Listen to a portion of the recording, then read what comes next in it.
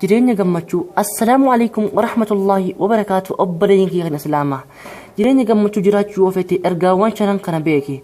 Ilmi namaa hundi osoo wantoota shan yeroo mara yaadee silaa waanuma hundaa'u hin dhiphatu ture. Sunis wanti ta'u murtaa'e hin hafu, wanti murtaa'inis hin raawwatamu.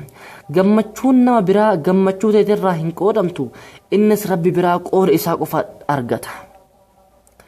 Daldalli obboleessi kee daldalu carraa isaa irraa osoo ati yeroo dhibba shira xaxaa ooltee waan isaaf barreeffamte inuma argata inni. Gammachuun jireenyaa qabeenyaan osoo hin taane barakaadhaan argamti. Barakaanis bololaan osoo hin tahin fedha rabbiitii fi carraaqqataan argamti. Rabbiin nama jaallatu qofaaf iimaanaa fi barakaa fi tasgabbii badhaasa. Qabeenyaa fi bolola garuu nama hin jaallannes ni khanna. Yaa Rabbi nama waan qabuun tasgabbaawee barakaatee abdatee gammachuu biyya lamaa argatu yaa Rabbi nu taasise.